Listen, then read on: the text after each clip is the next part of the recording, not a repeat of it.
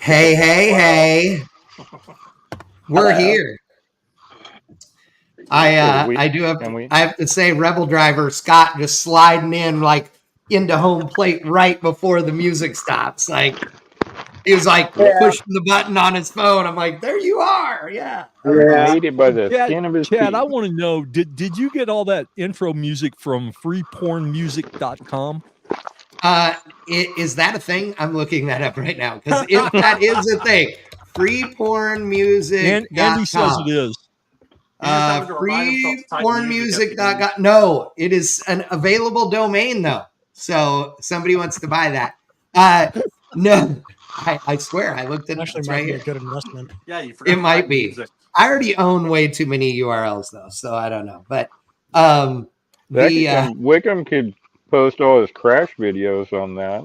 That's true. So you might want to think about that. God, no. The porn music came from like YouTube's free music or whatever, I think. So yeah. I just picked something that I thought was funky and good, and it is so porn that I just can't get rid of it now. It's too good. So yes, it really is. Although I do have to say, welcome everybody that's joining us right now. You come on board and you're like, what the hell are these idiots doing? The funniest thing about it surprised. is what everybody is doing, all the guests when the music is playing. Like if I recorded McTaggart, who's like dancing his ass off most of the time, it'd be pretty funny. It would be pretty funny. They like, you can't see each other, but I can see everybody in the little console down here. Well, I'm chair dancing, but I'll keep it really subtle so you can't really tell. Oh, there you go. I like it. Andy's like, my eyes. You know, it's like the movie Hitch. You know, you keep it between here and here. You don't. Yes. You just keep it between here and here. Yes, I like that. That's so good. Well, if you're joining us tonight, we have special guests Brett and Andy Volkel in the house. Of course, the team of regulars, Brian McTaggart, James Crosby, Charles the Wickman, and Scott Liggett, aka Rebel Driver. Appreciate all you guys being here tonight. So the subject of tonight's discussion, and we'll get into this in a few minutes after we do a check-in with everybody, but the subject of tonight's podcast came from Wickman, actually. He doesn't know it, but it did, because I spent yesterday on the phone talking to him about things that he was going to do to his truck for an event that's coming up in 2025. And so there were things we were getting into that he's going, man, I didn't think about that. Oh yeah. People are always asking about this. And so we, started going, and it made me think, because I only drive stuff that looks like crap. Wickman only owns and drives stuff that looks like crap. Crosby has pretty things right now, but he's owned crappy looking things too. Chad, the only car you've ever driven with paint is a rental. Yes. I literally, my 69 Camaro convertible is the only painted car I own. Like, it is. Like, not a single car I own. And it actually needs a little work now, but from 20 feet, it looks perfect. But I am 100. What? The dually's painted, isn't it? Oh, well, yeah, but it was painted in 1987 by GM, and it's all like chalky, So you get painted when you rub on it. Yeah, it's one color. You should be happy about that. It is one color. That is true. But the subject tonight is, and we talk about project cars all the time, but it's about getting out there and driving stuff, even if it's not mint, and we'll talk more detail about that. But when Brett and I first met, it was, doing power tours and this kind of stuff. And in 2005, we had met a couple of times before then, but in 2005, I brought out my 56 Chevy station wagon, Rusty, which looks like you drug it out of a field this morning, right? I brought it out, and it turned the world on its ear. And the reason it turned the world on its ear was not, I didn't do this on purpose. It just did, because at the time, the only, rusty and patinaed cars that were out there were all these rat rods, as everybody was calling them, which were all 30s and sometimes 40s cars, maybe in early 50s. But nobody was doing mid 50s and into muscle car stuff or any of that. And so I put this car together in 49 days, and all I cared about it was that it would make it to Milwaukee and back on the whole power tour from Dallas, so that my buddies and I could ride in it.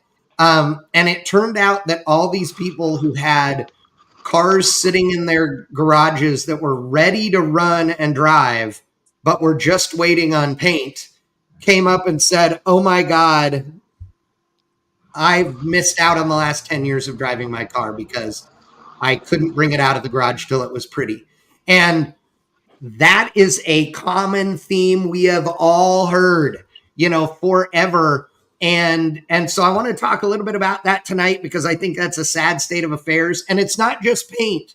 There are a lot of people that, like, you can have a guy that has a decent looking 68 Chevelle, let's say, with a 350 in it and a turbo 350 and fairly stock suspension and whatever, and thinks if it's not LS swapped, I can't go do power tour in it, or I can't go to the cruise night or whatever. I mean, that's just not the case. And so it isn't just pretty stuff. It's also drivetrain. People have gotten to the, mindset that they have to do everything to the nth degree in order to get cars out there and have fun with them. And I think that's a sad state of affairs that we've gotten to. Brett, you've been around. God knows the cars come out of the garage all done, and you don't have to ever turn a wrench on them again. They're perfect. Yeah, exactly. Right, Brett? That sad situation exists on several different levels, all the way from, the guy that lives in a house trailer with the car jacked up on concrete blocks in his backyard, up to people who have built or paid to have built Riddler winners, wondering what they're going to build next. And I've had experiences with that entire range. That entire range of people. Well, and one of the things to me that's, sort of sad about it is that, we're such a visual society and such a follow the leader society. So, well, some of us grew up, hearing, hey, beauty is more than skin deep, right? All those things, right? As we were kids.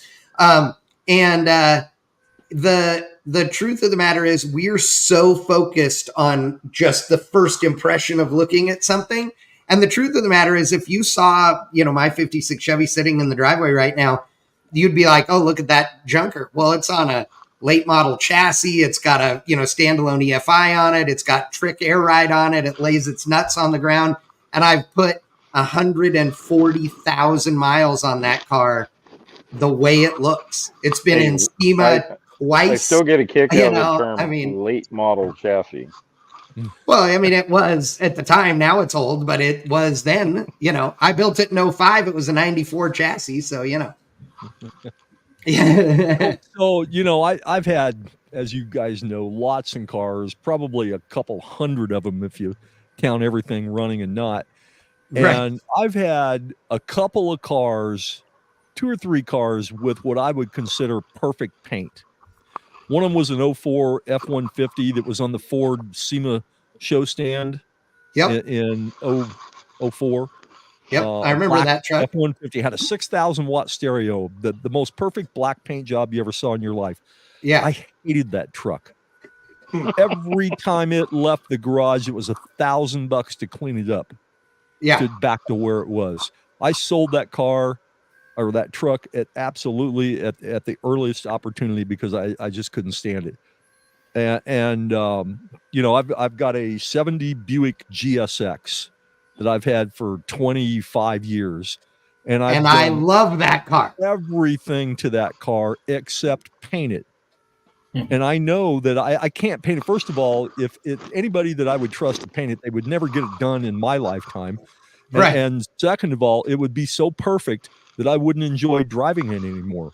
Now, if I run it, hell, I ran it into the damn parking curb at my Texaco building and tore the front spoiler off of it. So what? I picked up the pieces and threw it in the dumpster and never looked back. And that car's been driven more in the rain than it has the dry, and the car just runs like the Energizer Bunny. I love it. I love that car. I've been fortunate enough. Yeah, I was gonna say I've been fortunate enough to drive that car a bunch of times in anger, in joy, in rain, and when I first got that car, the paint had a lot of orange peel. And over the last 25 years, we have buffed and buffed and buffed on it over the years, and it's actually starting to look pretty good. Well, okay, so I have a question for Andy then. So, Crosby and I, have watched Andy grow up from being a little kid and have felt his wrath on occasion. But we all have been around a ton of cool cars of Brett's. Brett's a very generous person who has been very kind to all of us who work with him and let us drive stuff and have fun with cars. And he's the same way with the kids. And so, Andy, you've been fortunate enough to drive stuff that your dad has. And there's a lot of very valuable cars and cars that are, not worth as much money, quote unquote, but are still bitchin' rides. Did it make you nervous to drive? Like, were you better like, oh, I better drive the patinaed Ford truck instead of the, the shiny thing, even though you want to drive the shiny thing? Not necessarily. At first when I turned 16, it was really anything I could get behind the wheels of and drive in anger or at speed, And then donuts in the parking lot. Yeah, donuts in the parking lot. But I think once I was 18, at the time I was playing competitive Call of Duty and I was kind of getting out of that. So my competitive edge needed somewhere else to go. Right. It got into cars. And so about when I turned 18 is when I started asking for the keys to the 48-hour Camaro. And if he's ever been intimidated by the build cost or the quality of the build or the quality of the paint job, I've never seen it. I've never been intimidated by paint job. Price tag, not so much either. Now I will say It's because I paid for it. Yes, exactly. I've never And had to that's pay for okay. it. That's not a dig. Well, I That's tell that you what, just that is. you know, Yeah. it's one of the things that makes him so good as a driver is he doesn't have the cost of the tool that's under him at the front of his mind. I mean, Right. he understands it, he appreciates it, and it's always an item to be considered, but it's not the top item. Right. You know, I Well, put and a sticker in his it's car. Dave Shard at Forge Line had these stickers that you put on the inside of the windshield in front of the driver. Says, "Remember, dumbass, you have to drive this thing home." right. And there's one in everything he drives. I That's credit good. that too, because like typically I don't trailer cars whenever I go drive them. So Yeah. it's either I can't crash the car when I leave. Yeah. But, Now, you that's know one of what's the other funny things. about that, though, Brett, you talking about not thinking about what the car's worth? That reminds me of one of the most fun driving things I've ever done, and it was like a 30-second autocross lap, was you and I in the Silver Mustang, back when it was the, snap steer machine that I loved. You had to drive it with your right foot, and we were in the Editor's Challenge. You were riding shotgun, come around the finish line to the wood, sideways through the finish line, and we get parked, and that was the leading lap. Like, we were in the lead then. And I remember you laughing because people ran up to the car and were like, "Oh my God, were you freaked out by how close you were to the wall?" We're like, "The wall?" Like, I There was a wall? I wasn't paying attention to any wall. I'm driving for the finish line. I don't care about the rest of it over there. You look at that shit, you're going to crash into it. I don't know where that is, And I think that's part of it too, I mean, the reality is people that stare at cones run over cones. People that stare at walls and other cars run into them, I don't race cars I can't afford to give away. I had somebody tell me something similar. Don't race something you aren't ready to throw off a cliff in anger. Yep. Yeah. Yeah. I also that's a don't good take point. anything to Barrett Jackson to sell that I have to make a number on. I've sold lots of cars at Barrett Jackson, and it's not because I do it to make money. It's because I'm done with them. Right. And whatever they bring is whatever they bring. And I've sold several cars that I declined to take to Barrett because of the no reserve thing, because I really did need to make a number on them. So out of the 15, 16, 17 cars I've sold at Barrett, I was done with those cars. And that was the venue. When you took the 33 to Barrett, Brett calls me up and he goes, "Hey, the car's fixing to go across the block." And I go, "What do you think the number's going to be?" And he goes, "Yeah, it's going to be a fine margin." And I go, "What's that?" And he goes, "Somewhere in between 50 and 450. Yeah, I remember that. I remember that well. It was like, it doesn't matter. Whatever it brings. I learned the very first car I ever sold at Barrett Jackson was that 56 F100, right? And that was a beautiful truck. And we had that truck at the Street Challenge. We beat the shit out of it, but it was still a beautiful, beautiful truck. Yeah. And a guy from Texas bought it. And, I think the truck brought 84,000 or something like that. It fell a little short of what I thought. I was hoping to bring 100, but anyhow, sold on a Thursday night, so it was fine. Well, that same guy was a customer, and he was wanting to buy this other car on Saturday. And he said, "It's got all your stuff under. Come and help me buy this car." Okay. So him and Tony Stewart getting a bidding match on this car. Shit. It was a 56 Oldsmobile. It was nicely done, but I didn't care for the color. I thought, okay, this thing is probably going to die at 75 grand. Well, him and Tony Stewart took it up to $326,000. Oh my God. And excuse me, it wasn't on Saturday, it was on Sunday. That's the reason I thought it was going to die at 75 grand. It was on a Sunday. $326,000. And this my customer won the auction, and he turned around and said, "I'd have give that for your truck if somebody would have bid me up to it." And you're like, I never thought about slitting somebody's throat. I was going to say, did you say, "Well, I'm glad you just had to pay $326 for this one then"? Yeah. Yeah, do I get any commissions for helping a brother out here or what? Yeah, exactly. Oh my God, that's funny. For work. So when I sent the subject of tonight to Liggett said, "I don't even know what finished projects are." And yet you're a guy that drives your stuff all the time. So what is it that made you decide that even when something isn't necessarily finished by some people's standards, that it's still what you want to drive? I mean, what is it that makes you go, screw it, I don't care? His stuff show car quality compared to your shit, Chad. Oh, I agree wholeheartedly. There's no doubt. The pile of hammered shit that's sitting behind me right this minute. I mean, people always say it's really nice until they see it in person. and so, black photos really well. Yeah. Oh God, yeah. I mean, this car I've driven. I've owned it 27 years, and it was hammered crap when I bought it. It's still hammered crap, and I put I think over 120,000 miles on it in that time. You can find probably 24 articles on me driving all over California on bankshift.com with this car. It was always been my go-to car to drive. And honestly, I don't know what it is about it. I just I want to drive it. That's it.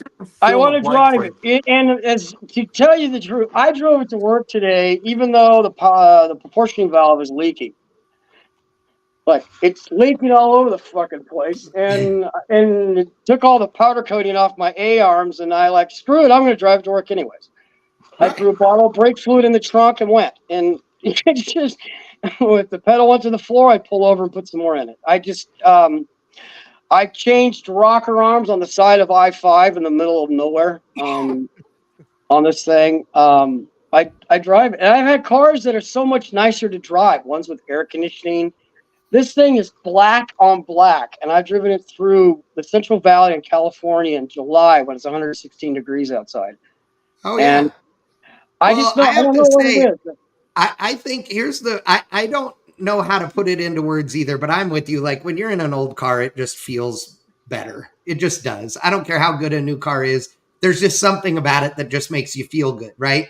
But the other thing about it to me is that I've never heard anybody finish a build and drive their car and start enjoying it and go, man, I wish this took longer to get done.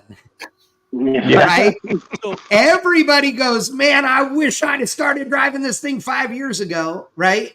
But I literally know a guy who, and I just talked to him last week, he has been waiting for 2 years to drive his car. And you don't want to know what the only thing he's been waiting on are? Custom billet wheels.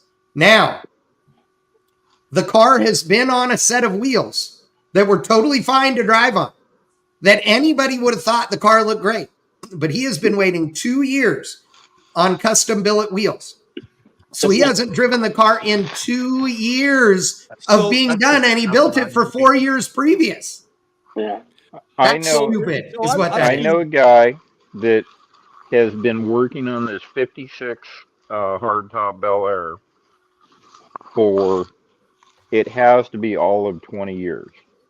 Yeah. It's had 3 different motors in it. It's had 10 different exhaust systems underneath it. They wore out the Mark Lopez interior getting in and out of the car. Working on it. Yeah, working on the car. It needs new interior in it now. Yeah. And he just got it back. He's one of those guys that just likes to have his car worked on, to say that he's got a project going. Well, and see, okay, so that was one of the things I was going to bring up later, but it got there. I know that there are people that just want to have something to tinker with, right? Like, they don't actually care that it's ever done. It's just their reason to go out in the garage and drink a beer or hang out with their buddies or bench race. And that's okay. Like, that is okay to have that. I just hate it when somebody doesn't get to enjoy it because they think some little detail really has to be done in order to enjoy the drive. It's the fear of failure. They as long as the car's not done, they, in their mind, they are looking forward to complete success, right? And if they actually finish the car, then success or failure is defined. And Gotcha. It's the fear of failure that prevents them from, it's like the guy that's hanging from the window ledge with his feet 3 inches off the ground and he's afraid to look down. Right. Yep. And I mean, I've seen it through all income levels. Right. It's a simple fear of failure, Crosby and myself have a mutual friend. I've also seen where they want to have the car, they want to live this life, but they don't want to tell anybody. They really don't have the first clue as to what they're doing. So they've gone out, they bought their project, and I've seen this. I knew a group of people who had picked up a early 70s Datsun 240Z.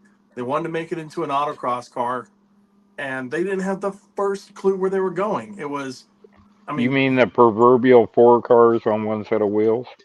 Yeah. No, it wasn't even that. It was, they had a build plan. They actually had a pretty solid build plan. They wanted to keep the stock engine, keep the stock trans, do a little bit of metal work, put a seat or two in it, and put harnesses in it and just run it, which is very achievable, I think. Yeah. But they didn't know the first step into where to go. They didn't know if they wanted to tackle the body first or what. How to even get moving. That's it. What were you going to say? What were you going to say, Wickman? You were going to talk about a project too. Go ahead. Crosby and myself have a mutual friend. I took this individual to go look at a car in 1995. He bought the car for $500, started driving it, tore into it, and the car is going to be one of the most insane customs if the car ever gets finished. Which car are we talking about, Wickman? 56 Mercury that's in Colorado. Oh, yeah. Yeah, that car. And well, we've all had, projects that take forever. I have a jillion projects that have been sitting around for years, but I hate it when it's the pressure from everybody else that keeps somebody from enjoying their car. I think Brett's right. When you get to a point where you're like, oh, if it's done, then people can judge it and be judgmental about it. Whereas if it's still in, not finished, then I can always go, oh yeah, well, it's not done yet, and then you got that excuse, I guess. I don't care about that, because usually when people look at stuff that I've done, they're like, where the hell did you come up with that? Right. That's true. So my first full build was a 1970 Mustang, not the blown injected Pro Street car. There was a couple cars before that in the early 80s. I bought this thing in 1980, and I had it in my mother's one-car garage at home, and I was working on it, and there was, friends would come over and they'd take a look at what I was doing, like, this car will never be done. And one by one, I wrote their names on the wall of the garage, on the drywall. And that was my inspiration for getting the car done. Yeah. Was everybody telling me, and, my family now, everybody, Andy knows, the easiest way to get me to do anything is tell me it can't be done. Oh, God. All yes. Right. Hold my drink. Or, wait, it can't be done. It can't be done, or the one that you and I share, because that's just how it's always been done.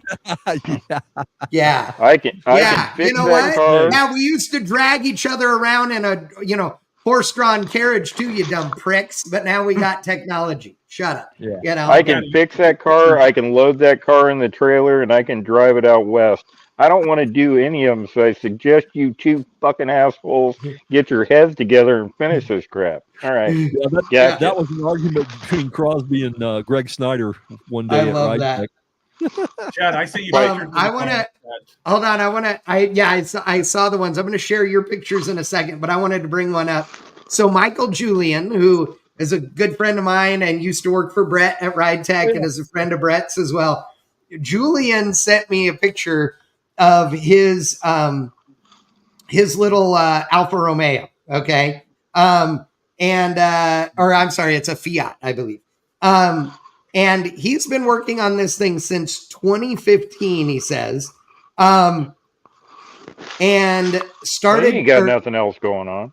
Yeah, started tearing it apart, all that stuff. He actually has been thrashing on that thing recently, the last couple of months, and he is just getting close to driving that thing around right now. So that's pretty cool. And it's not pretty, but it's cool. Get that car done before Scott Payton got that Buick Invicta done.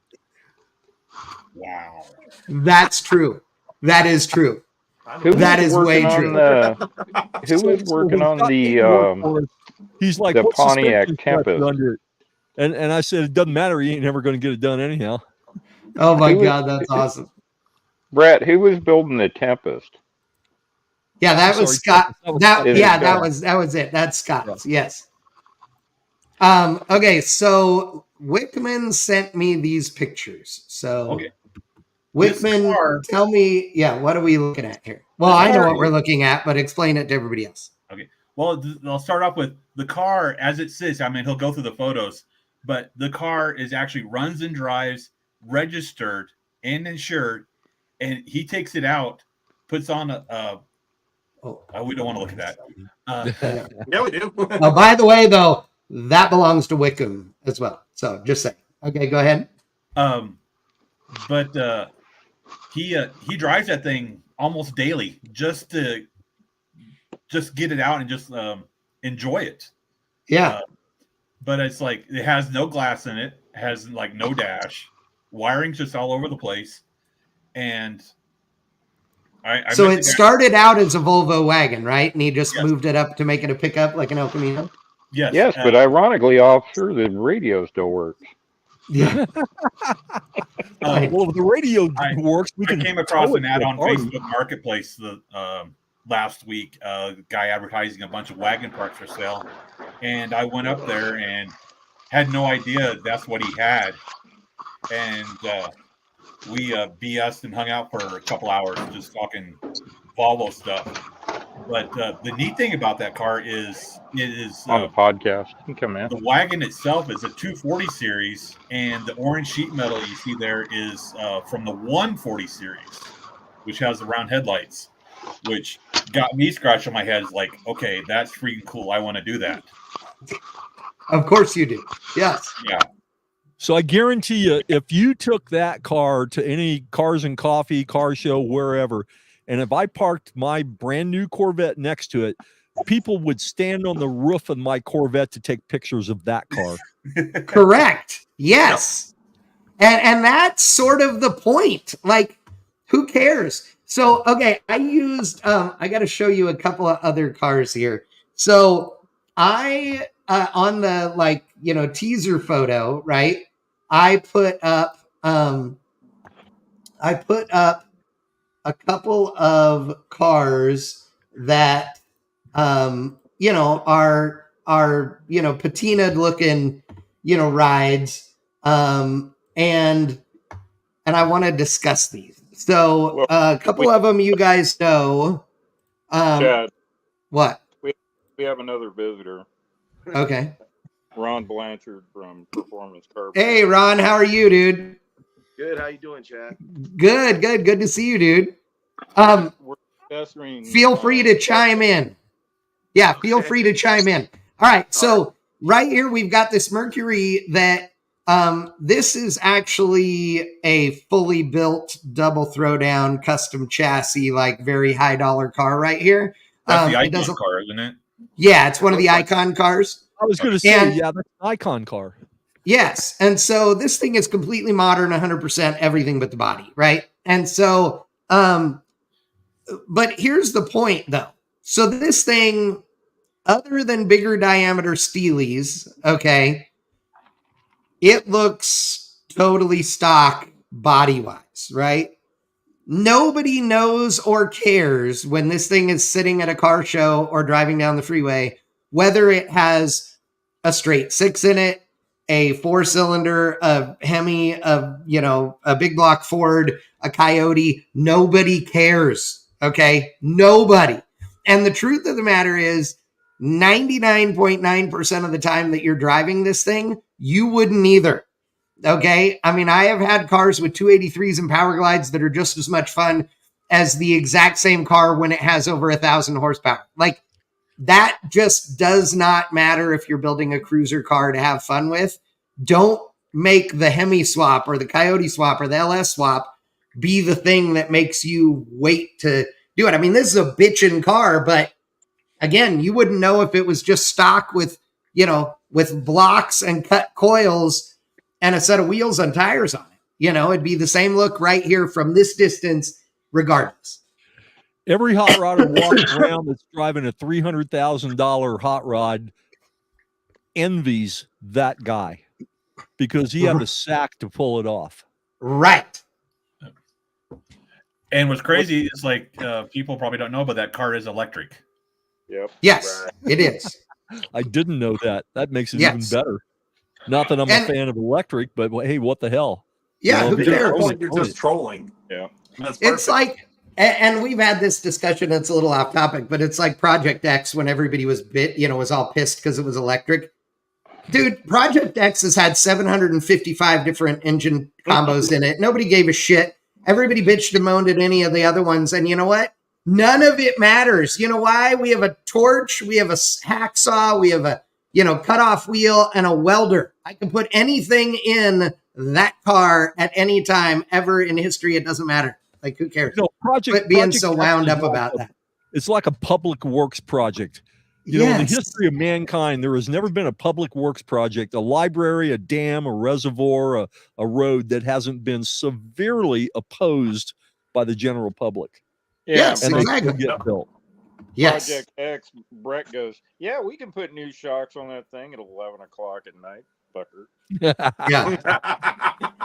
Yeah, and you know what? You know what caused it not to be that easy to just put shocks on it? The 1,155 other idiots that did junk that had no clue what they were doing for 955 of the 956 articles on how to do something on a 57 Chevrolet. Pretty much. It was like the popular hot rodding version of Mini Truck Magazine or some shit. Yeah. Oh yeah. Even worse. Well, the only thing left original on Project X is like the VIN plate. Or hasn't everything else been changed? Oh, yeah. Over the years? Are you kidding? Of course. Yes. If people knew the other, like, you want to be mad about electric, you should be mad about the CEO that used to drive it and park it on the street in front of his apartment.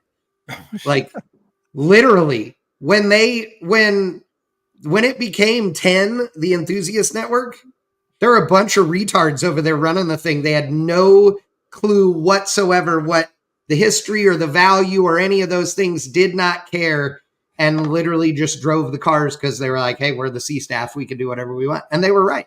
They could. Okay. So you look at this Mopar. I'm not a Moparsman like McTaggart, but dude, that's a good looking Plymouth right there. It's a 70, looks like a 72 runner. Yeah. That thing needs nothing from where I sit. It needs 6 or 8 inches taken out of the ride height, like every Mopar on Earth. But other than that, it's mint. So just because you want everything to drag its balls on the ground, that's you and I will fight that to the bitter end. I could drive over unprotected railroad tracks in that car and not touch the exhaust system under it. If you want to lower it, just wait a couple of years and the spring pockets will rust out and then it'll drop. Yeah, that's true. Yeah. It'll be fine. You wouldn't hop in that thing, go find the first grass field, and go spin donuts to your heart's content. I call bullshit. Yeah. Well, I would, but I also would do that if it was 8 inches lower. That's the thing. You think like one is the other. You're like the Whataburger versus In-N-Out crowd. I want both cheeseburgers, dude. It don't matter. I have a 56 Chevy that lays the rockers on the ground and can drive over an 11-inch curb. I've seen me do it. So Brett's got a Pro Street Mustang that can do that big whoop. Yeah, that's true. Okay, so here's the thing though. Why is it that if you've got the Mercury in the bottom, right corner, or the 30s Ford up here, why is it that everybody thinks that that's okay, rusty and not pretty, but historically speaking, if you've got the rusty muscle car, you're somehow the white trash guy instead? I think it's all subject to opinion. Well, everything's subject to opinion. Well, yeah. But look at how many muscle cars went under the knife for full kill restorations. You can spot pretty perfect muscle cars. It's been the same way since at least the mid 80s. And I'm going based, because I was like 3 years old in the mid 80s, but right. People recognized early that they wanted those cars painted, restored, perfect. And then money started flowing in. And now that painted, restored, and perfect car is worth a shitload, like a house. Yeah. Yeah. So I have to say, Sharon, Brett's wife, and Andy's mom making a comment. She says, our 68 Bonneville, which by the way is a bitchin' car, was just as much fun to drive when it had peeling paint and pine needles blowing out of it going down the road as it is now as a finished car. Though I will say the working windows now are a plus, especially when it rains. That's fair. So I got to tell you a bit of a little backstory about that car. I bought that car at the Evansville Frog Follies before we were married, right? And I think $1,800 for it, something like that. And I didn't have that much money on me at the time, so I called my fiance at the time. I said, "Hey, I want to buy this car. I need $1,800. Do you have $1,800?" I said, "Well, I do in the bank." I said, "Well, go get it." She said, "Well, it's 11:45. They close at 12." I said, "Well, you better hurry." and she gave me the money to go buy the car the next day and pick it up and bring it back. And when I went to get, we weren't married yet, so when I went to get it titled, I got it titled in my name only. Right. And you finally changed that 2 years ago. About 2 years ago, she finally changed the title to be in both of our names instead of just mine. I love that. How about that is Sharon. She is way nicer than everybody else we know.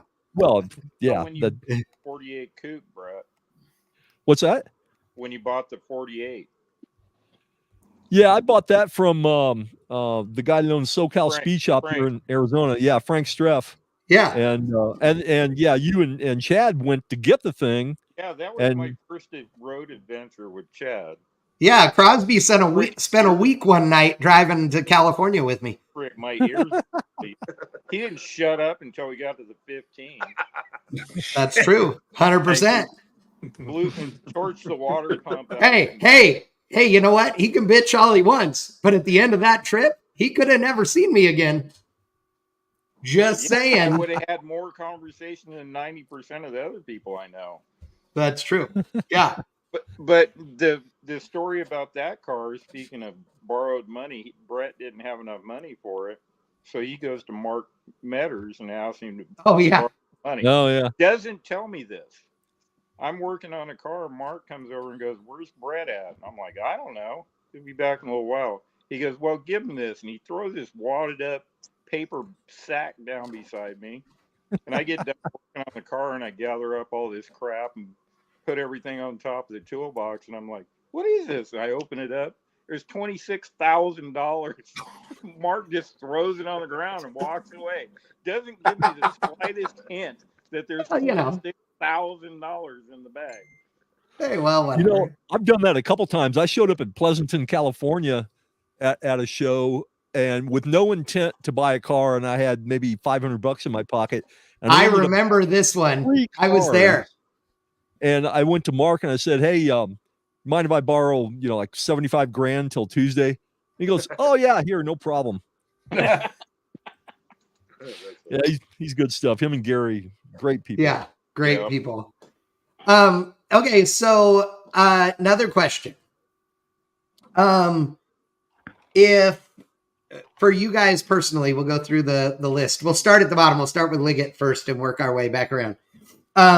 What is the dumbest thing in hindsight, the dumbest thing that you have let keep you from driving a project car? What would be the dumbest thing that just hung you up and you didn't drive it? Does this have to be our car? No, you could just give an example if you have an example of somebody. Liggett, you got anything or you need a minute? Oh, well, I just sent you the picture of the truck, the GMC truck. I did that restoration. I left the patina on the outside, and the dumbest thing to me is that I was worried about scratching the bed. Instead, I didn't bed line it. I painted the bed. I forgot. So that truck was totally restored underneath, inside, and in the bed, and inside the cab, and underneath of it, and underneath the hood. But I left the patina on the outside of it, and I should have bed lined the bed. So, and the reason why I didn't drive it, every time I drove it, I had to put like a moving blanket in it if I wanted to put something in the bed. Yeah. And And this thing was originally a long bed farm truck with this, and you guys shortened it and did all the work and kept it looking like it's never been touched. This thing was a great truck. Yep. And the whole bottom of the thing was bedline to match and super cool looking underneath. I love that part. So you finished this thing, but then parts of it were too nice, even though it was patinaed, that you were afraid to go out and use it. Well, yeah, I used to take this to, like, before I did this, I used to take it to, I would haul my boat with it. I would take it to the, like the local home store and throw lumber in the back of it. And when it was lowered, I had 1,500 pounds of pebble rock in the bed of it, dragging the trailer hitch home. And when I got it done with it, it was just like I went to a few shows and I had to like put down this big moving blanket on the bed so I wouldn't stretch the bed. And I got tired of it. As soon as this car was running, I stopped driving it, and I sold it.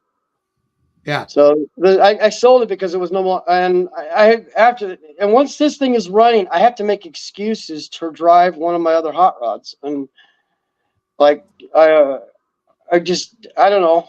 I don't know what it is. My Galaxy's kind of fun to drive. I mean, it's ridiculous, and the kids love it because they actually. Well, it looks like a race car. Yeah, exactly. Yeah, it's really great till a toddler, like in a parking lot, goes race car and runs at your car. Yeah. Oh, yeah. While you're driving it through the parking lot. Yeah. Yes. Okay, Wickman. What about you? What's the thing that you didn't do that would have got you off your ass so you were driving the car? Asking questions. On that one? No. I was asking Wickman. No. Being afraid to ask questions. That's a good one. That's basically the repercussions or the answers I may get that I may not like. And I had a square body S10 that regular cab long bed that I was sitting on a short bed frame that I was going to basically try to do a long bed to short bed conversion on it. I had everything to build it. I had all the suspension, had everything except for an engine and wheels and tires. Had all the parts there and just basically got mad at it and just cut it up and got rid of it. But it was a free truck I was given, and just because of what was having to go through, because what happened was that the truck was from the Gulf Coast, and on the S10s, the bolts go through the frame and into the cap, and the bolts had broken on all four of them. So the way it looked like I was going to have to actually cut out the floor where the bolts went into and basically graft in new pieces, right, to mount the cap to the frame. Yeah, but which sounds like a really crazy thing, but it's really not that difficult in the grand scheme of things. But I can understand that if you haven't done that before, that would be oh my God, this is the biggest deal ever. And the reality is, on one of those trucks, you just cut the front of the pocket and the nut plate will slide out. So you got to drill it out first, but the nut plate will slide out and you can slide a new one in, do a weld up on the top. And it's because it's not that uncommon on those things. But if you didn't know, then you'd think this was an insurmountable problem to fix, so. Exactly. Yeah. That's like, again, I didn't ask. I mean, I didn't ask the right people that had been down that road or had that kind of expertise in sheet metal work. And I just basically just washed my hands to it and got rid of it. Okay. Lycan wins the best comment of the night because he said the thing that stopped him from driving his project was that he couldn't see where he was going. Lycan is blind. So it's extra good when the blind guy pulls blind guy jokes. He's winning. You're my dude. That's awesome. I love it. Thank you, by the way, because you're Northern California and I may have been there at the same time. So thanks for not driving. Job looked fine to him, Chad. Yeah, right? Yeah. Oh, yeah, exactly. Turn your microphone up. We can't hear you. Doesn't matter. Yeah, you are a little quiet, Crosby. Me? Hold on. I'll adjust you. I'll adjust you here. That's all right. I'll turn you up. There. Say that again? Is it my turn? Yes, it's your turn. I think the dumbest thing that's kept a project vehicle, and it was actually a brand new truck. Guy ordered the truck, ordered wheels, tires, all the suspension stuff. 4-wheel drive F-250, and he wanted to be able to put it in his garage was the whole goal. But he wanted to put 37s on it. So I set it up with airbags on it. Yeah. Was the whole plan to lower it down so he could drive it in the garage. Right. About 6 months go by. I've got all this shit stacked up for this truck, and I ask him, "Where's the truck?" And he goes, "I don't want to talk about it." And I go, "Well, when's it going to be here?" "I don't know. It's on parts hold." So almost a year goes by. He finally gets the truck, and I go, "What was the parts hold for?" And I quote, "I've never ordered a new vehicle in my life, so I wanted everything on the truck." So he checked every box. Oh. He lived in Chino, California at the time, and he still has this truck, by the way. So let me guess, the holdup was a block heater. Please tell me it was a block heater, and he lives in Chino. Jesus Christ. Jesus Christ. It frosts up in Chino once every 5 years for all of 6.5 seconds in one night. Oh my God, that's hilarious. I didn't think that would happen in Chino because of all the freaking dairy farms there. That's true. There's so much shit there you can't freeze. Yes. Not anymore. Wow. Okay, McTaggart, what's yours? So mine was my Imperial. So the rough end of it was I had an engine built for the car that preceded it, my Murata. And I had farmed it out to a guy in Washington State because I wasn't there. I was living in Arizona. And I meant to pick the car up when I came up for a job. Got the engine, got the Murata. The car ran great. Drove it from Washington to Arizona. Drove it until the Murata was proven to be breaking in half. Went swapped everything in the Imperial. Drove the Imperial cross country in 14 or late 13. And then the car never really ran right again. Pulled it apart, realized the engine was complete shit. And then for the next 7 years, I kept trying to come up with this grand scheme thing that I was going to do to build this thing properly. I tried a big block using the worst engine I've ever purchased in my fucking life. It wound up taking a Mopar guy. Yeah. Silence, Crosby. Dude, you throw them out there. Yeah. Are you pitching or catching? Let's figure this out now. Go ahead. But we tore the engine down. The engine was garbage. The big block I had bought's a big block in Imperial, which would have been a cool thing if I could have completed it, was garbage. I sat on the car for years thinking, okay, now what? Just I didn't have the motivation to do anything. I built an engine that kind of sort of went together because that engine blew up. The transmission was so screwed up. Basically, if I had done what many people, because I know Chad will be the first one to tell you he said it first. Yeah. But many people basically said just walk away from it. And it's true. The car was an absolute pile. It was a desert find. Well, yeah, I mean, that's in that scenario, either walk away because it's just too much of a lost cause, or just get the engine, get a reman engine or a takeout or something and put in it so you can drive it again, But dude, I am so glad you brought this up because the number of people, and I mean, I've been guilty of it. Everybody's been guilty of it.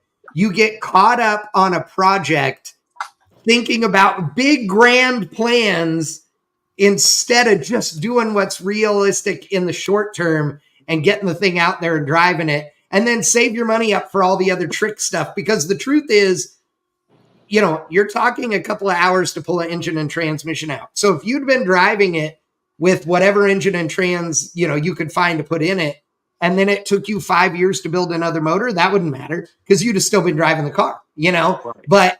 But you get caught, oh no, it'll be fine. And we're hot rodders. So we lie to ourselves and everybody else we know about how long it will take, unless you're building a Camaro in 48 hours and then suck it because we can do that shit. I could do that shit again today, by the way. So let's bring up another point while you're at it there, though. Yeah. So that 48-hour Camaro build and many other builds, I think we all can agree, there's always somebody there helping you and supporting you You know, Oh, you got yes. buddies who are and I've had that too, but when I moved out here, that shit went away. You know, when I built Imperial originally, I had friends come up from Phoenix. I had friends in the local area. We built that car. We had everything swapped from the Murata to the Imperial in about 4 days. Perfect. Yep. Car ran great. When I pulled that It's always more fun to work on cars with your buddies and your friends and with people that are better than you to either make it better or make you better, right? I mean, wouldn't you agree, Brett? Well, absolutely. And I can speak directly to, I moved to Phoenix full time about 2.5 years ago. And it has taken me a huge amount of time to recreate the taken for granted resources I had back in Indiana. In Indiana, I knew where to go to get whatever I wanted, services, parts, whatever. In Phoenix, I'm starting from scratch, and I'm working in my shop by myself most of the time. I no longer have a staff of 60 people to get stuff done. So I've had to figure out, for the most part, how to get stuff done by myself, and sometimes, Andy helps when he's not traveling or something, but that's a big deal. And I wanted to make a comment about the 48-hour projects. We did 4 of them. I think probably the most well-known is the yellow 67 Camaro, the original one. Yeah. What people missed was that the video, the webcast was the culmination of 10 months of intense Gantt chart planning. We had that project planned, every aspect, in 5-minute intervals, and that was mostly due to Scott Payton and I helped a lot too, but that was a performance. It was. And it was, you're not wrong on the 10 months, I mean, that's what people don't understand is that we set out to actually build a car in 48 hours. And when we say build a car, that Camaro, the only thing we didn't do on that car was paint and bodywork. That was the only thing that didn't happen in the 47 hours and change, actually. So that car got every bit of wiring, every bit of plumbing, every bit of suspension, every bit of drivetrain, all of it from interior, everything from nothing, from a stock car that we pulled in, stripped it, and put everything back together. And the only thing we did to help us be ahead on that was to make sure that every bolt on the car had already been sprayed with lube and was going to come out, and we weren't going to end up with 2 hours of dealing with anything. We did douche the car down with penetrating oil and all the joints and stuff. And part of that was due to both of our intimate knowledge of early Camaro, where the problem places were. And the other thing that the camera didn't necessarily show is that we did that in my 30,000 foot fully equipped fabrication shop. With there were typically 6 people on the car at any one time, but there was another dozen. 20. Exactly. Sitting aside, because we had 6-person like shifts, if you will, that were going in that were fully scheduled, and there were, I mean, we had to have had 50 phone call meetings about this.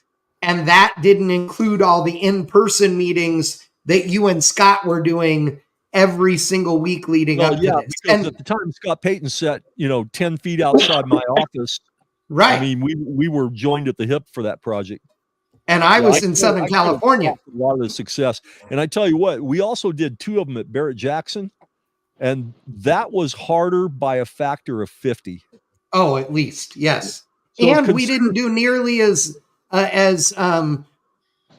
involved a builds there, and it was still 50 times harder. So consider going from a well-equipped shop with a staff of 60 people to support you, and every tool and part and service at your fingertips, to building a car in an empty parking lot, right in the rain.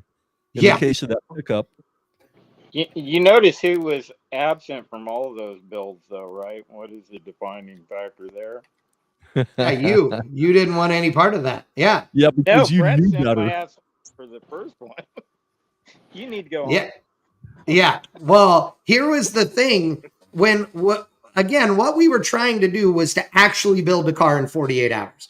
And we wanted to do it, and this isn't to be a dig on overhauling or any of those things, but those are TV shows, and they are not realistic in a bunch of ways. The time frame is not always just 5 days in a row. A lot of times those cars drove out of the parking lot and down the street in front of Chip's shop and then spent months in the shop getting things tinkered on them before they ended up on the show scene. And that's not a dig. That's TV, and that's just how it works.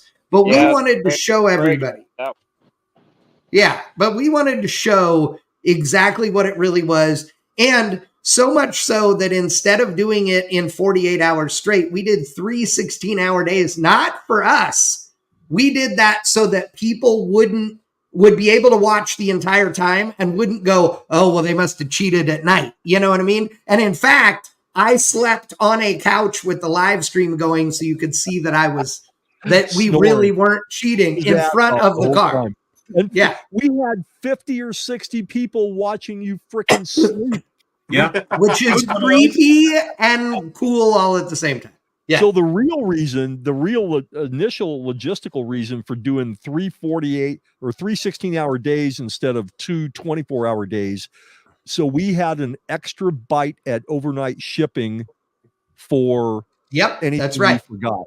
That's that was the real reason. And we had Al Noe at Summit queued on up speed dial. Speed dial, to hand walk anything we needed through his system to get it on he would literally go get it off the shelf and put it on the UPS truck himself if we needed it.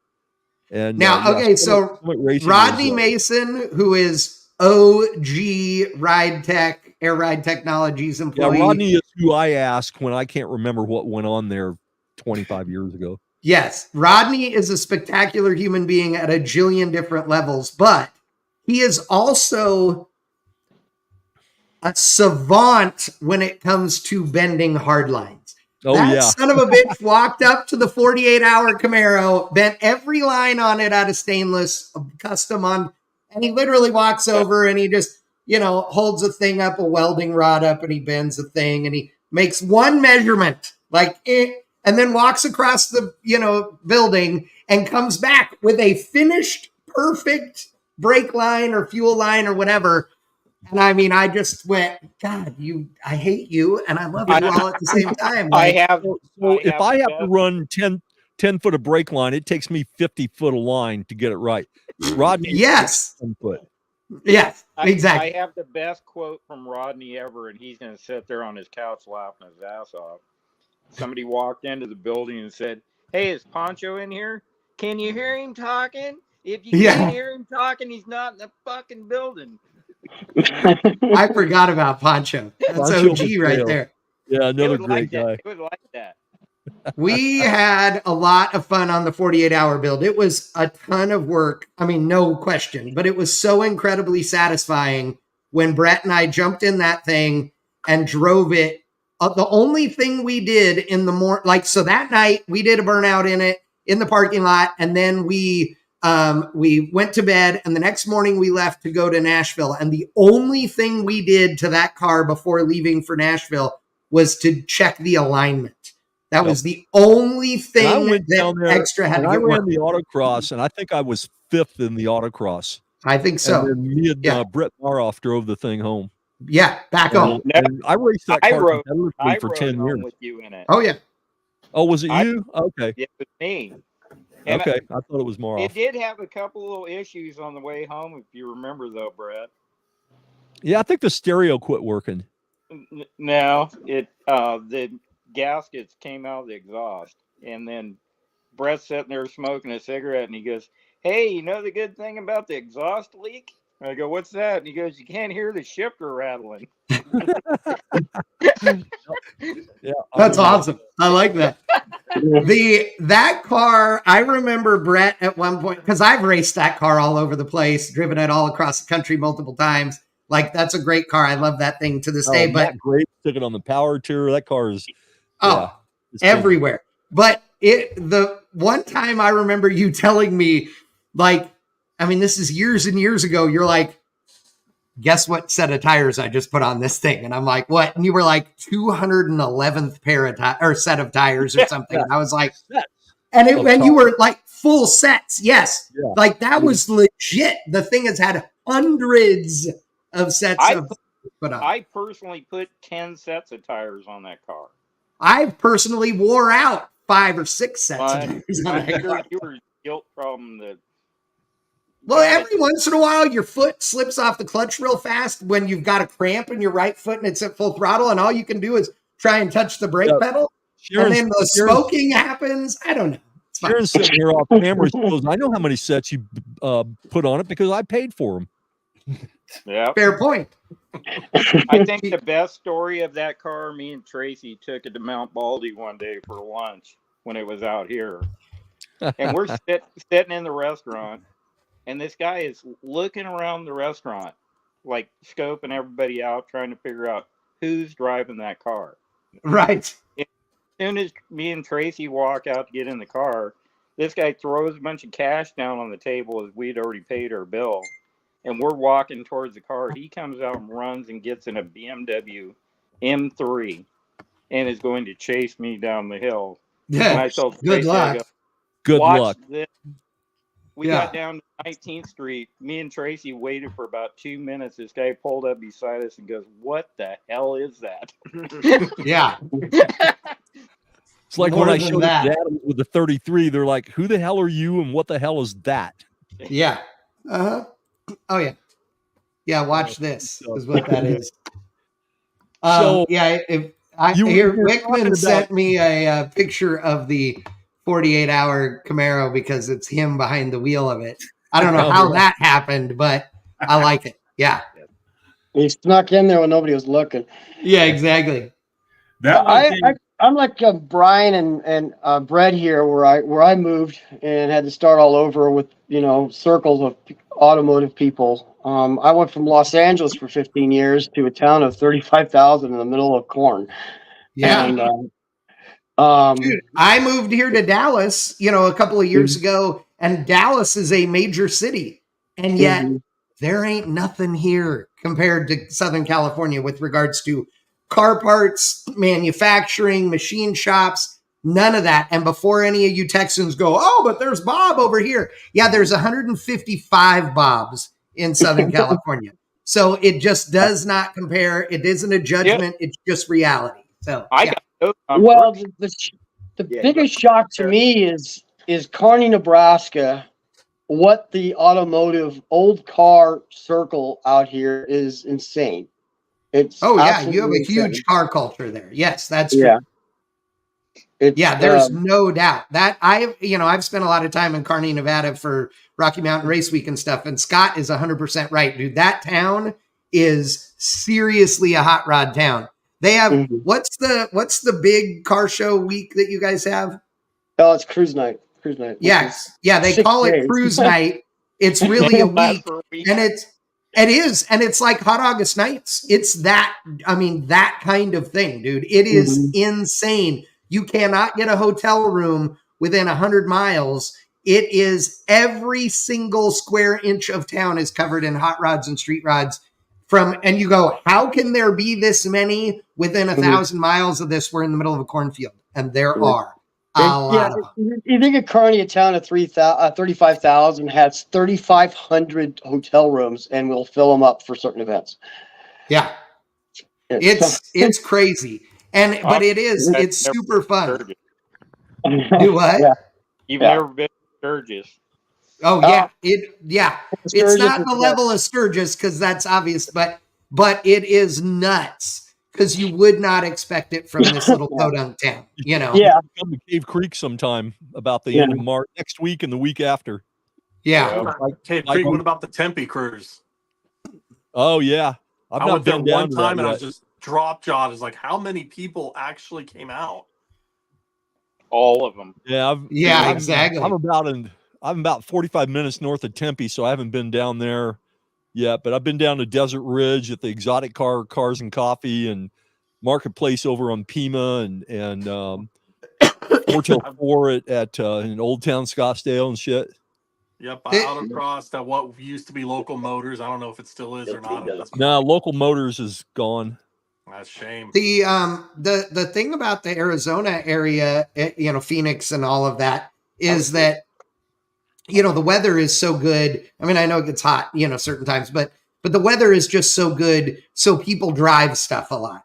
And it's the same in Southern California, and it's one of the most disheartening things about here. Like, in the Dallas area, like, drag racing is super huge here. So people are out racing every weekend. Like that, every week there's cars racing. Tonight it's raining, or else they'd be racing at Yellow Belly here in town tonight.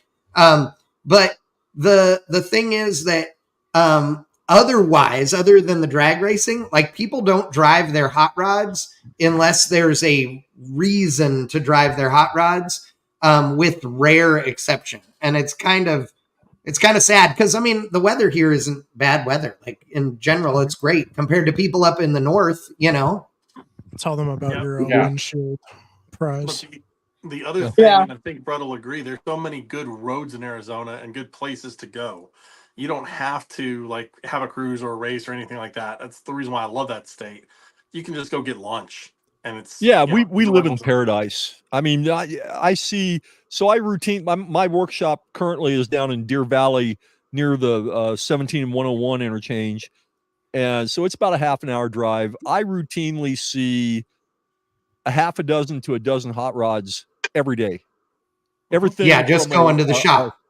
Everything from a crew cab mid 60s Studebaker pickup that's dragging the ground to Camaros, Chevelles, Mustangs, just everything. We really live in paradise here. Yeah. Mm-hmm. That's what blew me away when I first moved to Arizona in 2000 was just the amount of, like, vintage vehicles. I mean, even stock were just like, how are they just don't rust out here? They don't. No, that's it.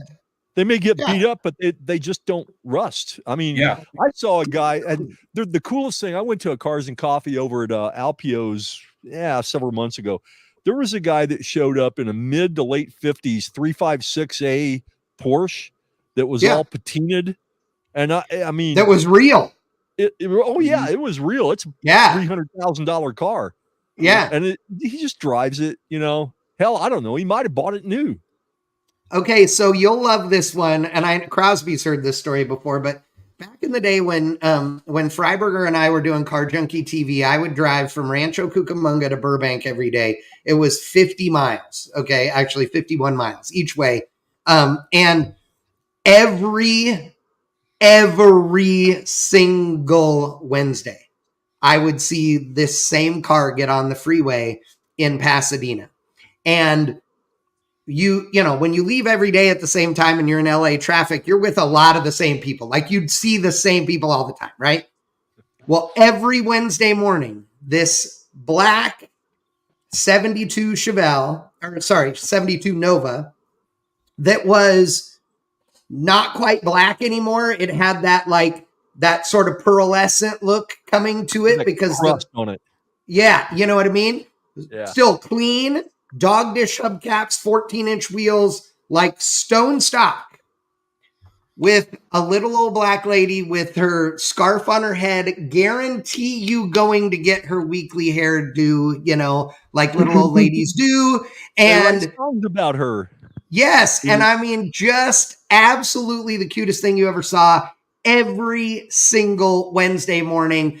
And I would pull up and I'd be either in the 66 wagon or the 56 wagon. And I'd be there and she'd get on the freeway. And every time she'd sitting there up on the wheel like this, and she'd look over and wave and then keep going. And that thing was a 6-cylinder or a 307 or whatever. Who cares? It was perfect because that lady bought that thing brand new, and that was her daily driver car, and you saw a lot of that in Southern California. Probably like $2,300 brand new. Oh yeah. One of my neighbors was a little old lady. She's the original owner of a dark green 68 Dodge Charger SE. Yeah. 383 dark green bucket seat interior. original down to the hubcaps, and I would see her at my grocery store almost every single week. And if I'd say 9 out of 10 times of going to seeing her car at the store, I would leave and I would see a note on the windshield with somebody wanting to buy it. Oh, yes. So an unmolested 68 Dodge Charger that was in the original owner's hands, that was a survivor, and what we used to call it, Granny Fresh. Yes. And Granny Fresh.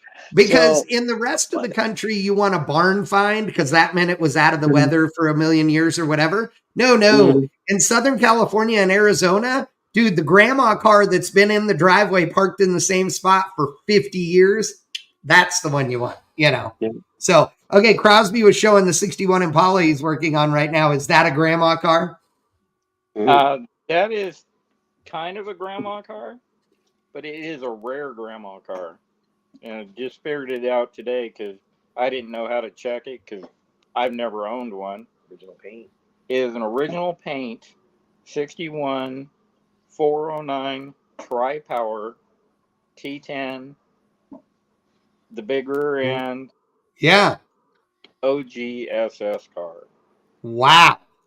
That it doesn't have the original motor and all that anymore, right? No, it's in the car. Everything is still there. Every numbers matching. The motor's never been apart. It's got original trim. And so if Boris Marinovsky is watching, he'll be on your doorstep in the morning. Yeah, I was going to say. Yeah, Boris will be like, yeah, so my truck will be there in 2 hours, Crosby. I'll take it. Yeah. You just tell him what to write on the check. Yeah. I didn't tell you the price. It don't matter. I'll take it. Yeah, in 1961, I think they only made 500 Super Sport Impalas. Wow. It's one of them. Yeah. It looks good. And you can still read the numbers on the right side of the block, so it's never been apart. Wow. That's pretty cool. That's pretty cool. And he's got a for it. Rust dude, okay, my buddy Krishna is chiming in. He sent me a text message. He's right. So in storage, waiting to go into the shop soon to get worked on again is a 70 Cadillac Coupe de Ville that was my grandma's car. And when my grandma was too old and scary to drive it anymore, we took it from her, and I would have loved to have kept it, but we couldn't. And so we sold it to Krishna, and then gave grandma the money, obviously. And Krishna had it for years, driven it all over the place. And then it fell down the rabbit hole of projects and has been sitting in Texas for years, and it's getting redone. But it's, it was the grandma fresh car that my grandma and grandpa actually were given the car for their anniversary, which is funny. But grandma fresh California car. Oh, and it's a 70 Cadillac Coupe de Ville, white with black interior, no air conditioning. What? Yeah. Holy shit. Really? No AC. Northern California car. Dude, Yeah. It was not. I mean, you got to remember, until I moved to Texas in 1997, I'd never lived in a house with air conditioning. We didn't have air conditioning growing up. I lived in Northern California. We didn't need that. I didn't have You open the windows, it was fine. I lived in Indiana. I mean, come on. Yeah. How close were you to the Bay Area? Well, I was in the Bay Area. I grew up in Silicon Valley, that's dude. The reason Yeah. why. For people that don't know, exactly. Bay Area, a hot day in San Francisco is 80. Oh yeah, So- yeah. Like, I mean, I lived south of San Jose most of my life, and I mean, it might get 100 a couple of days a year. Like, a hot days were like low 90s was hot. Normal warm days were mid 70s to mid 80s. So yeah, we didn't have air conditioning. That just wasn't. I mean, it just wasn't in the houses. I lived in Culver City for 15 years, which is I could go out of my apartment and turn right on Venice Boulevard. I was 4.3 miles to Venice Beach. Yeah, I didn't have air conditioning, and about because 7 days out of the year, ocean breeze is all good. Yeah, exactly. So that's so funny. That cold Pacific Ocean kept it nice on the coast. Yeah. So, Lycan says that she was the little old lady from Pasadena. Yes, she was Lycan. Yes, that's what Brett was alluding to. Michelle Harvey Walker says we have Ronnie's grandmother's 68 Chevelle. That's awesome. She told Ronnie that if he didn't get that car after she passed, he was to set it on fire. I love that. I love that. You know, we talked a little bit about the background of the 48-hour Camaro, but equally as interesting is the background on the Good Guys giveaway Chevelle. The blue Chevelle. Yeah, that was a great car. So in 2007, let me find that. I have to get off my freepornmusic.com site that I have up here and go to Good Guys giveaway Chevelle. I'll find it. Yeah. So in 2007, we built a 1970 Chevelle for Good Guys, and they used it as a giveaway car to generate membership and all that stuff. They gave it away in 2008. So that car had been in my extended family since it was won new in a church raffle in 1970 by my aunt's brother, who then gave it to his parents in Indiana, and they drove it until they passed in the early 90s. And my aunt inherited the car, and it was rough. I mean, it started out as a 307 Power Glide, no air conditioning, no power steering, no power brakes, plain Jane car. You know, it had to be $2,500 brand new, right? And it was, you know, shit brown, and it needed, there you go. That's a good shot. And then I bought the car. I think I give them $1,000 for it, and we put all new body panels on it and all that stuff. And it had a 540 big block and an automatic, and you know, we just, you know, really did a nice job on it, and they gave it away. A guy here in Phoenix won the car, a guy named Dean Erb, who ironically lived a mile away from our first home in Phoenix. And I told him when he won the car, I said, if you ever want to sell this car, I'd like to have a chance at it. And at this point, it's been, 7 or 8 years ago, shortly before we sold Ride Tech, he called and he said, I'm ready to move the car. I want to get a new, it was in 2016. He wanted a new Corvette. Yeah, new Z06. And I bought the car back from him. So I have it now, and we've upgraded the drivetrain to an LT4 supercharged Z06 motor and a 4L80, and Tracy Weaver just done a brand new interior in the car, but it's still got the original paint and stuff that we did on it in 2007, and so the car still lives and breathes. That's awesome. I have a question. When's the last time you got underneath that thing and waxed that tunnel? Yeah, kiss my ass, Crosby. So I'll give you the little background on the transmission tunnel story. You know, I had two guys working in my body shop, the best painter and the best metal guy in the country, bar none. Period. Yes. Black Grove and Dennis Niehaus. I mean, there's just nobody better. But those two guys cut their grass one blade at a time, right? Yes. I walked in over there, and we're already way over budget on hours on this car, and they have the car up in the air, block sanding the underneath side of the transmission tunnel. Right? Sounds like my boss. Nobody is ever going to see. For the second time. Yeah, because they wanted to change. They weren't happy with the color the first time they painted it. So their blocks. So I lose my shit, right? I'm meeting my general manager at the time, Steve McFerrin from Ride Tech. We were over there, and the body shop's on the other side of town. It's 3 or 4 miles away. And I had a set of forge line wheels in the back of the truck for another project, and they were out of the box. I grabbed one of them wheels, and I slung it like a discus out of the shop, and it landed in the bed of the truck we were driving on the wheel well and caved in the wheel well all the way down to the tire. We had to beat the dent out of the wheel well to even drive the truck back to the shop. So they waited until he left and they finished block sanding it. Yeah. Oh, bitch. Rodney says James Crosby picking that scab open. You know, if you had to put one job title on Crosby's final business car of life, it would be professional scab picker for sure. Hey, Head stir. Brett, Yeah. verbatim from Brett's mouth. 99% of the time he couldn't do it without me, but that 1%'s a bitch. Yeah. Yeah. Yeah, I really, in the whole 25, 24 years we owned Ride Tech, I never really lost my shit more than 2 or 3 times, but that was one of them. Yeah. And I told them both, years later, I said, if I'd have fired you guys the first time I thought about it, you'd already have 10 years seniority someplace else. Yeah, exactly. Okay, so we're going to get wrapping this up in a minute, but I want to hear one from Andy. So Andy, you have been, you grew up with all these fun cars and everything. Your first car was a 3rd gen Camaro, right? 92. I remember that thing. I remember riding shotgun in that thing during Christmas party, wasn't it?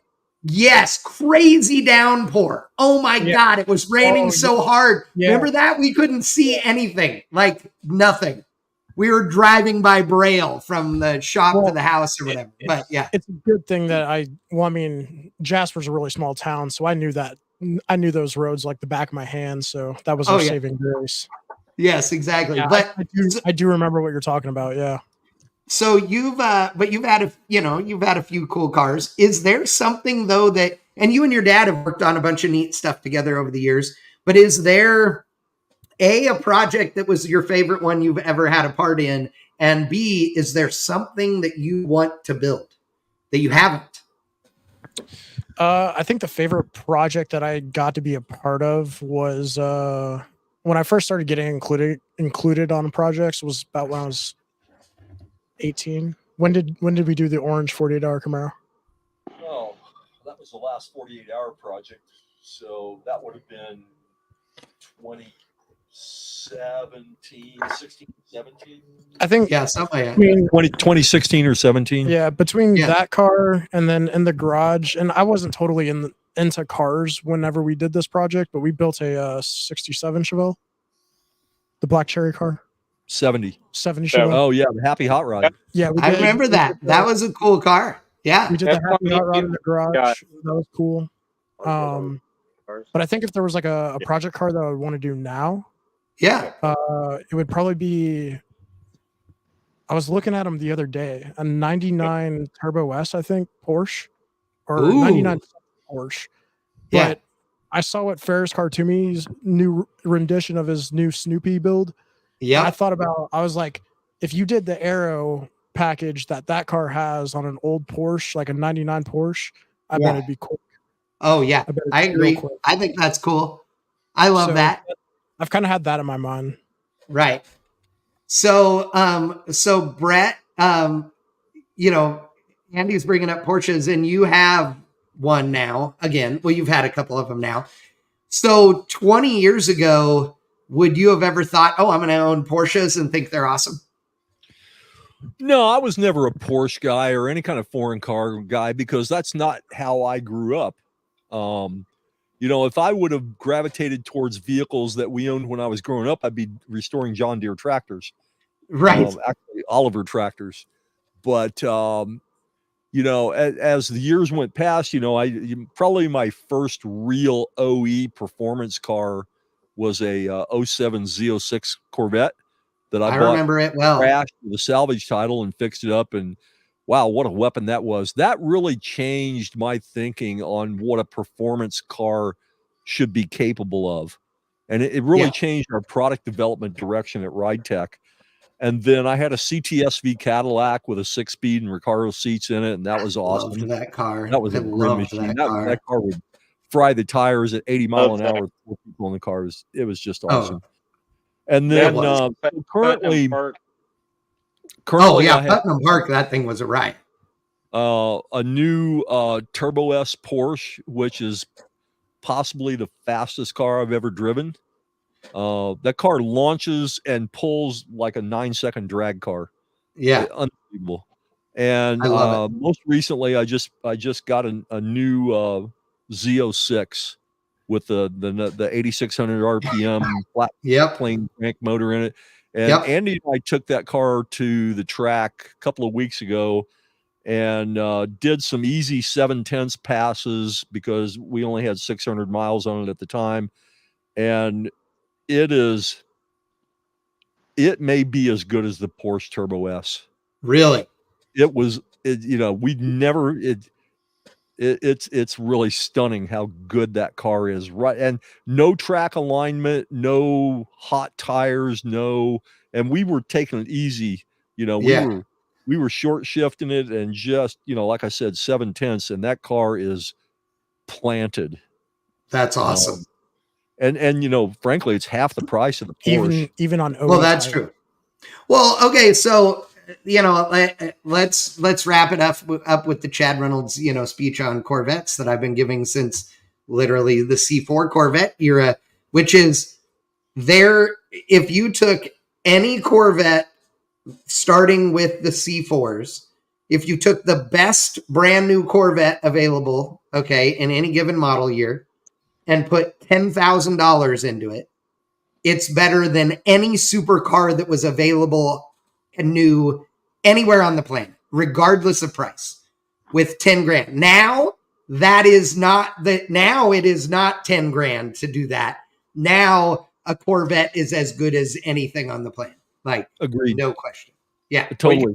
If you're looking for the single best bang for the buck on all around performance, the Corvette, there's the Corvette and then there's everybody else.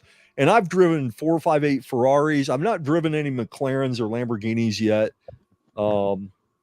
But I've had one of every series of high-end Corvette all the way back to C2. And driven all the, the ZL1, the Z28 Camaros and some some M6 competition BMWs, which is a great car, by the way. But that Corvette just does it all. I mean, you can take that thing on a 2,500 mile road trip with no issues. It really does nothing wrong. If somebody held a gun to my head and said, you can only keep one, the Porsche or the Corvette, which one is it going to be? I'll keep the Corvette. Yeah. I love the Porsche. I really do. I love the way it looks. I love everything about it, but it's double the money of the Corvette. And so, in my mind, the Corvette wins. Yeah. Well, I love it. And I appreciate you guys all being on tonight. We've been on an hour and a half. We're going to cut it off here in just a second. But to everybody that joined us tonight, thank you so much to everybody that tuned in. I hope that you guys take a little bit of this to heart. And if you've got a project that's sitting there that easily could be running, with a couple of weekends worth of work, even if it's not running with the engine you ultimately want or the paint job you ultimately want or whatever, I hope you guys get out there and enjoy them. Right now is the time, right? Like the weather is getting close to changing, even in the snowy, ugly parts of the northern, part of the country and all of that. So get out there and go enjoy them. Go to a cruise night, go to a car show, go race them, whatever. Don't let the opinions of social media stop you from driving a car. Because I see that a lot. I'll tell you another thing. Driving your car is inspiration to do more work on it. Yes. You can't figure out all the faults that your car has until and unless you drive it. 100%. And, and it's also that it's inspiring to you. Okay. Like it makes you feel good. So it inspires you to do more. It also inspires your buddies to get theirs out. So like as a whole, it's just good for the soul, for yours and everybody else's. If you're out there driving, whatever it is that excites you, it doesn't matter if it's old or new or whatever. Every time I drive one of my cars, especially on a long road trip, I come back with a page full of notes of stuff I want to fix. The windshield wiper blades need to be replaced. The passenger door needs to be adjusted because it doesn't close right. The left rear tail light is burned out. Whatever. There's this laundry list. The sun visor keeps falling down. So I got to fix that. All the little stuff that makes that when you fix it, it makes the car that much better. Yeah, I've been a victim of a few of those notes.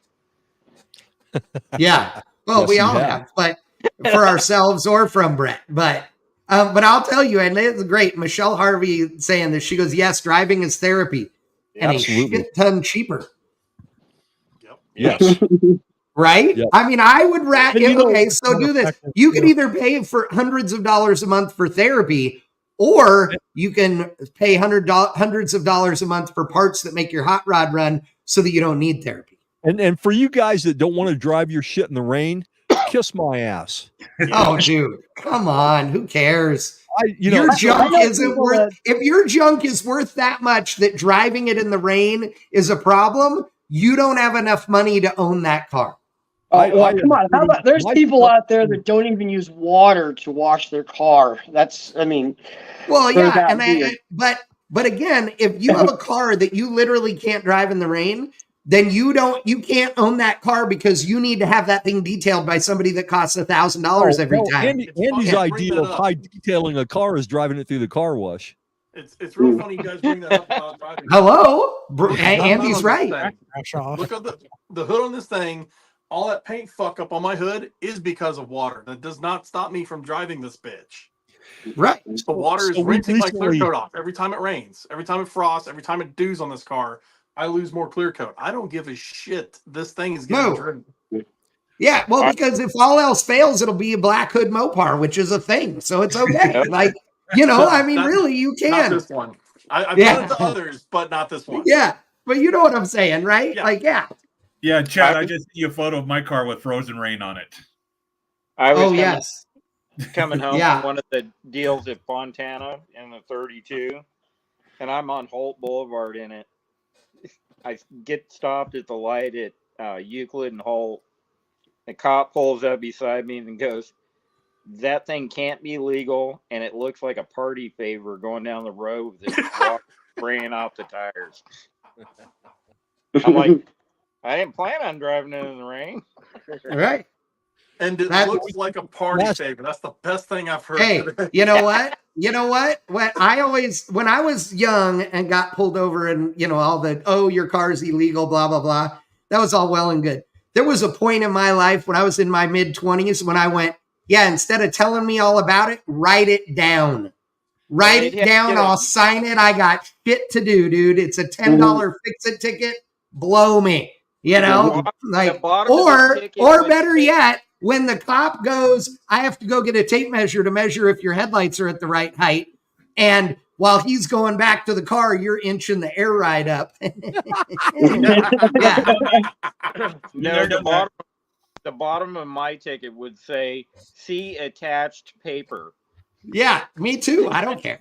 Go ahead. So last weekend we had a Cars and Coffee event at the Texaco building in Indiana for the St. Patrick's celebration there in Ireland, Indiana. And it was a beautiful day, so we had a great turnout. We probably had 125 cars. But leading up to it, I had all these Facebook messages. Well, I'll be there if it doesn't rain. I'm like, you pussies. So I put up $100 for the best windshield wipers. I said, no way. Must be present to win. So I awarded that $100 to Jake Murray's wife, Brandy, who drove her 51 Chevy in primer with no windshield wipers to the event. And her and Jake are planning on taking this thing cross-country tour this summer or maybe next. And it's just a cool deal. Rain-X is all you need. I've never had wipers on Rusty in all the years. Driven through hurricanes and everything else, it's fine. If you go fast enough with Rain-X, windshield's perfect. Yeah, absolutely. Yeah. All right. Well, thank you again, guys.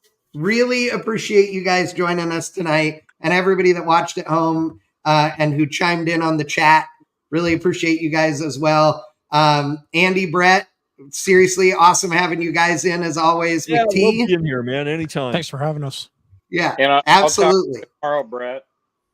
Okay. Yeah, sounds good. Hop a flight. And Terry just hit me up. He said to say hi, by the way. Okay, cool. Nice. Cool. And Scott, thank you so much. Wickman, thank you. And again, McTaggart, say hi to Haley. You guys have a great night. And for the rest of you, we will see you in 2 weeks. We'll be live back here again for another episode of PowerShift. if you have something you want to hear us talk about, let me know. Send me is that a Dodge Dakota with a fire chicken on the hood? That's what it looked like. It is. Oh no, it's a square body. Okay. That's next show. How about a 6.0 crankshaft and some rods? I mean, yeah, we might have to talk about that. All right, ladies and gentlemen, again, I appreciate you guys. We will see you next time. We'll see ya. See ya. Now. Always a good time.